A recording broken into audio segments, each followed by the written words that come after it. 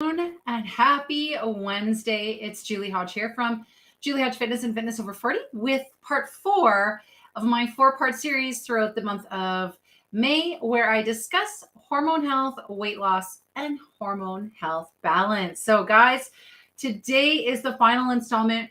It's going to be a very short webinar. I have just a few things to cover to kind of tie it all in and wrap it all up for you. So, very helpful information. Today, we're going to talk about healthy hormone weight loss and hormone balancing movement.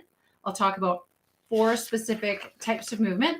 I'll also talk about what next. So if you've watched parts 1, 2, 3, how to put all together and what next. What are some of the next steps you can take to get the most out of these tips and tools and go about your hormone balancing journey. I'll also share with you how to recognize the signs of progress. What are those signs? Okay, so let's have some really good, positive, feel-good vibes about progress, and also some roadblocks to progress. So I'll talk about what to look for if you're doing all the things that I've mentioned in parts 1, 2, 3, and today's 4, and everything else, yet still things just don't seem right and aren't working. What to do, what to watch out for, and then what the next steps will be. So short and sweet today. Now, I do want to mention that this entire webinar series is going to be put into a online program that will be available 24/7, where you can access all of these webinars in one spot. You'll be provided with a month worth, so 30 days worth of weekly suggested recipes and meal plans for both omnivore and plant-based options. You'll get the food journal, the guide, the recipes. You'll get the eat and don't eat guide as well for hormone balancing, health, and weight loss, and some more. And it's going to be a nice guided online way for you to access all this information and do your own 30-day hormone weight loss program with a little bit of my support and encouragement along the way. So that's coming soon. Watch for that. So thank you so much for joining me. I'll get right into it today. If you have any questions, please share them or post them in the comments. If you are joining me live, as always, I ask that you please type that you're joining me live. Say hello so I know you're there. And if you're watching on the replay, as always, please type in replay. And I always want to know, what is your biggest takeaway? So again, today is going to be short and sweet, 15 minutes max. So let's dive in. So we're going to talk today. I'm going to share my presentation here about starting with healthy movement. Okay, so what is going to help, not hinder, when it comes to our exercise? So let's move into this, shall we? We're going to start with walking. Now, walking lowers stress hormone levels in the body and releases feel-good hormones, okay? It's an excellent form of exercise because it does not, number one, need any equipment, but also, maybe you didn't know this, but it does not generally increase hunger, but it also does burn calories. And the thing about walking is, unless, I've got a caveat here, unless you're doing very, very brisk intervals with a lot of high intensity stuff thrown in there, it doesn't generally increase the hormone cortisol, okay? So the goal is to get out for a walk 3 to 4 times a week, all right? And kind of make that part of your habit. You're gonna get the benefits also of just being outside, period, and fresh air and Mother Nature, but aim for 3 to 4 times a week. But I think it's very important to note that it generally, if you're going for a nice leisurely walk, it does not increase your cortisol. So a nice light, walk is great any time of the day. Just to note that when we are dealing with hormones, if you are going to do some very brisk, more intense walking intervals, whatever, save those for earlier in the day. Because if that does spike your cortisol, you don't want that to be happening later in the day when those cortisol levels should be naturally starting to come down. And we want to work with that and massage that for hormone balance. So that's walking. All right. Second is yoga. This will make a lot of people happy. Now, I'm not talking about Ashtanga yoga or super intense, strength training types of yoga. I'm talking about yoga that is maybe yin yoga, maybe yoga nidra, yoga that focuses more on longer holds and a lot of more opening, a lot of time for breathing and tuning in. Yoga can lower cortisol levels, and yoga can lower the stress response. It can be one of those things that if it's done gently and in a nice gentle flow, no pushing, what have you, it can help to turn off that sympathetic, turn on that parasympathetic nervous system, okay? Not only that, but it can increase the health of your muscle tissue by creating more open space through the joint and more lengthening and flexibility.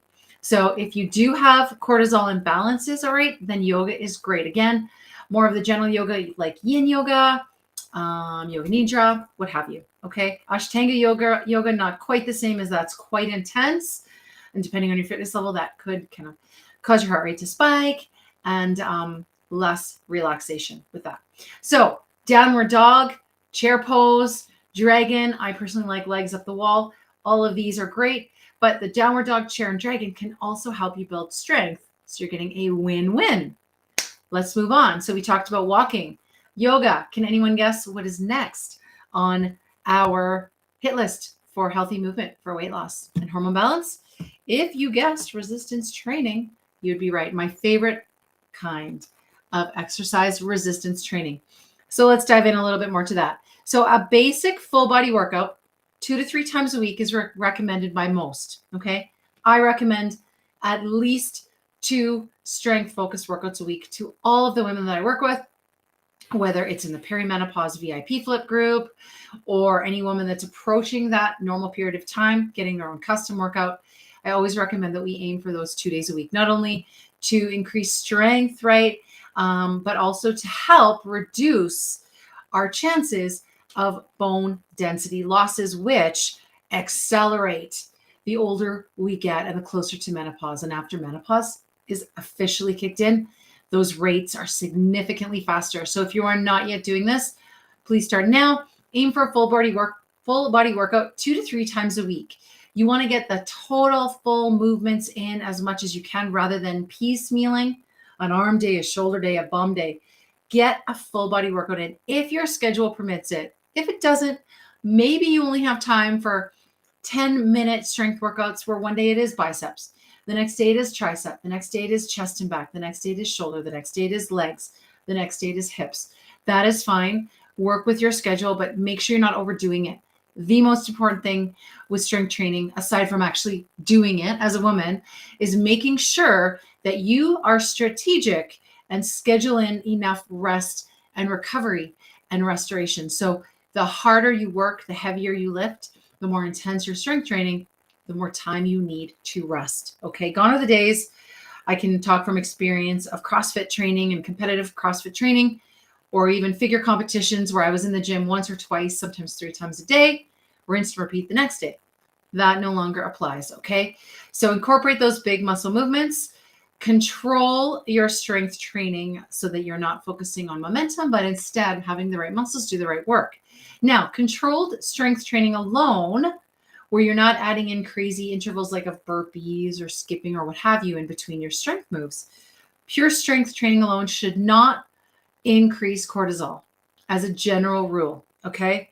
So you want to incorporate those rest periods, choose challenging weights, you're in control, you're picking some exercises to create muscle fatigue, and then you're done. Should not spike that cortisol. However, I still do recommend, if you can do your strength workouts closer to the earlier on in the day, the better, okay? And especially if you are incorporating any sort of bike sprint or, jumping jacks or what have you, or burpees, you want to make sure you're doing that earlier in the day. Now, also resistance training can support healthy testosterone levels, which is a win, okay? Also sleep, but those 2 things together can support your testosterone. So that is walking, that is yoga, that is resistance training. If you do have any questions about anything that I've mentioned so far about healthy weight loss exercise for hormone balance, please drop a comment in. I'll just check to see if we have any yet. No comments yet. But be sure to post any questions you have.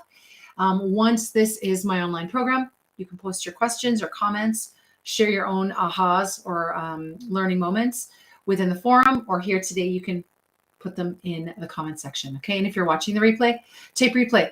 So the last type of hormone balancing of healthy hormone weight loss movement would be, of course, cardio. Now there's some caveats with cardio. And if you've watched any of our webinars, you can probably anticipate what these are. So first of all, caveat number 1, if you have hormonal weight gain, please use caution when it comes to cardio. There's a saying that no benefit zone of nonstop endurance cardio. That is when you're in the gym on that treadmill or going for a run an hour a day, 5, 6, 7 times a week, that is no endurance zone. Okay. That is too much. It's no benefit endurance. So if you have hormonal weight gain, use caution when you're doing more than 20 minutes of cardio on a regular basis. So for example, 3 or more times a week. Cardio can increase and will increase your cortisol levels, which can lead to more of an imbalance, okay, and create what's called an estrogen loop. So small amounts of low intensity interval training, okay, would be better. Cardio can also increase your appetite. So make sure that you check in and tune in to what are you experiencing right now when it comes to your own hormone makeup and your own hormone panel. If you know you have some imbalances, if you know you have higher cortisol levels or higher adrenaline levels, or you maybe have adrenal fatigue or HPA axis dysfunction that's been diagnosed, you want to be very, very strategic and cautious with how you use cardio. All right. If you are that woman, like the first webinar I ever did in this group where I spoke about Karen, who's running outside or on the treadmill 6 to 7 days a week, gaining weight, losing muscle tone, and her hormone symptoms are exacerbated and she doesn't know why. It could be because of this very huge issue. Okay. So better if you are in that situation would be to keep your cardio to shorter, more intense, bite-sized pieces, right? So maybe you want to go for more of that like sprint kind of a run for 10 minutes in the morning. Remember, if it spikes your cortisol, intense early, light late. So nice, easy walks later in the day or anytime. Intense cardio bursts with sprints, with high intensity intervals earlier in the day, and keep them to 20 minutes or less. Okay. You want to make it tough, make it hard, make it challenging, and it shouldn't be too long. Then you're really going to go into those cortisol overloads. Okay. So if you have any questions on that, by all means, let me know. Every single person is different. And sometimes when we are dealing with hormone imbalance with the normal perimenopause phase of life, the more we can tune in, and I'm serious when I say on a literal day-to-day basis, the better. Every day can be different. So it really requires you to be aware of where you're at with stress levels. How'd you sleep? How'd you eat? How are you feeling? All these things on a day-to-day basis, and be able to adjust depending on what that is. Okay. If you're under a lot of stress at work and you've been working, like pulling 12, 14, 16-hour days, sacrificing sleep and meals, that is not the time to start thinking, oh, I got to throw in some more HIIT. It'll help. No, that is the time to back off and reevaluate your exercise plan for the week to adjust as necessary. Okay. And that's very important when we are in perimenopause, as I find with working with women, is that ability to self-evaluate on a day-to-day basis. Really, really helpful. So those are the healthy movement pieces that I wanted to chat about. If you have questions on that or comments, by all means, feel free to share them. And of course, take replay if you catch this on the replay. So what's next?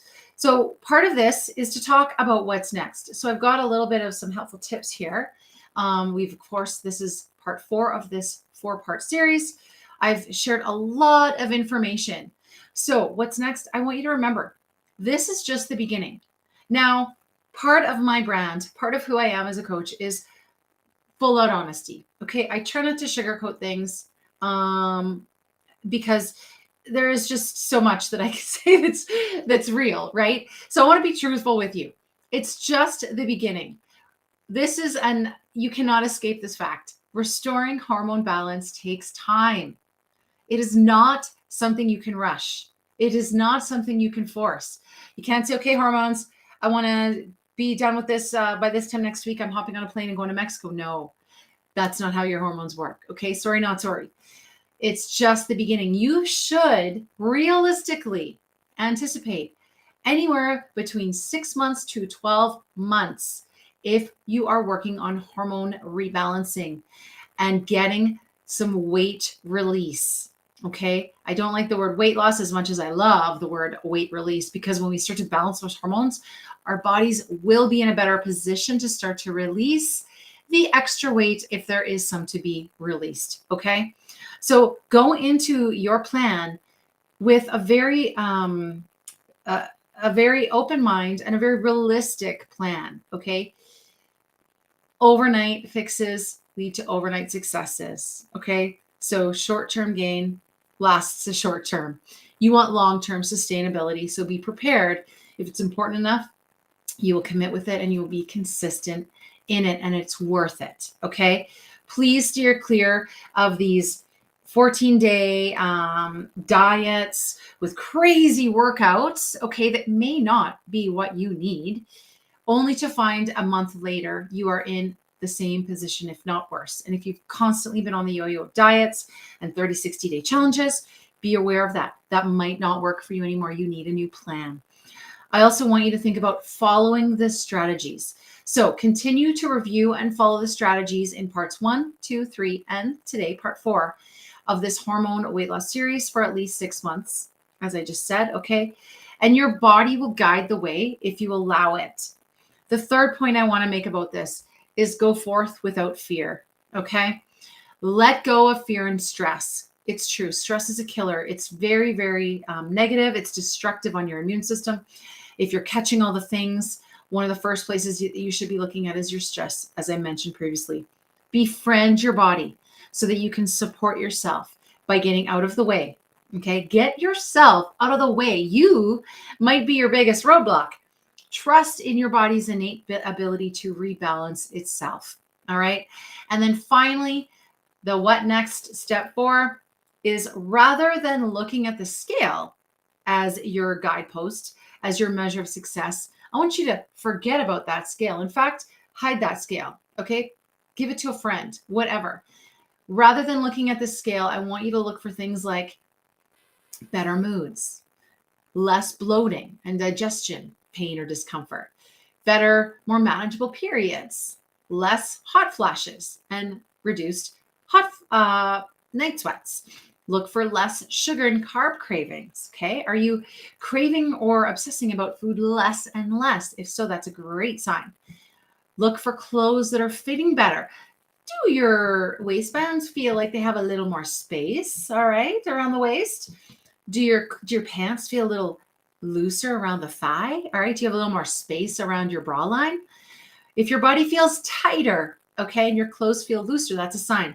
Increased sex drive, clearer, more vibrant skin, okay, shiny hair, less stress, and more restful, refreshing sleeps. Those are all signs that you can use to recognize the progress you have made. And again, realistically, remember, it's just the beginning. You can anticipate 6 months, maybe more, depending on where you're at with hormone imbalances, with cortisol levels and estrogen and progesterone and all those things. Okay, my friends? Now, I want to talk about roadblocks to success. Now, no matter our best efforts, okay, if you are not seeing signs that your hormones are returning to a state of balance within 6 months, here are some things to consider. I want you to be considerate of checking your environment for mold, heavy metals, or environmental toxins. All right. Maybe get some tests done or do some research or reach out to me to see if you've got issues with MTHFR. Look at the mind-body component. Are you doing all the other things, but not cultivating mind-body awareness, not stopping to breathe, not dumping stress, not learning how to create boundaries and say no and address what's going on with not only your body, but your mental health as well? Look for hidden food sensitivities or intolerances, okay? Perhaps you're eating something that is more natural or healthy, but perhaps that is not agreeing with you and continuing to cause digestion issues or bloating, all right? Look for unidentified infections, things like SIBO, viruses, candida, which is generally an overgrowth of sugar, okay? Dental infections and parasites, to name a few. What about unresolved stress or trauma, okay? A few or all of these issues can pose a roadblock to your hormone health and to your natural weight releasing efforts. And these should be investigated if you're not achieving the desired results from this program or from the information that I have provided to you over the course of the last 4 weeks. So talk with your naturopath or talk to your doctor and take a little bit of a deeper dive. Let them know what you have been doing, but what still may be persisting. If this is maybe one of your roadblocks to progress. Okay. And then I want to just chat about support. Okay. So there's nothing wrong with asking for help. Okay. It is why people like myself do what we do.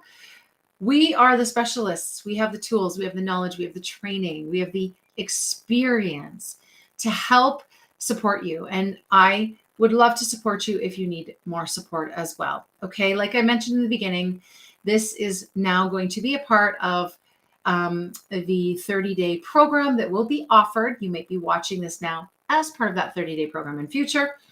And all the information will be laid out for you to follow through and see how you do. And then rinse and repeat 6 to 12 months. You might be amazed at how far you've come and how you feel. So if you do need some support, by all means, please do reach out to me. There are some made for you programs that you can find in the store. You could always visit my website at www.balanceyourhormones.online for done for you meal plans, done for you wellness packages and programs. Ask about accessing my flexible automated nutrition programs. They come in various types, 3-day, 4-day, 5-day plans that provide the flexibility for you to swap out certain foods and also then do certain days on your own if you're traveling or you're out camping or whatever. Okay. And then you can also book a health and wellness coaching call with me. So you can go to my website, go to book sessions, find that 1-hour health and wellness coaching call. We'll talk about where you're at, how you're feeling, what's happening with you, what you've tried. I'll give you some suggestions and recommendations and help you build a plan that you can navigate and follow one step at a time. So those are some ways that you can be and feel supported. All right, ladies. So thank you so much for watching. That concludes our 4-week focus on hormone balancing, weight loss, and wellness. And I'm so glad for those of you that watched and joined me and got something out of it. Please reach out with questions you have and how I may be able to help you continue on this journey. Remember, be kind to yourself, dump the stress, let your body lead the way, tune into that, and be well. All right, have a wonderful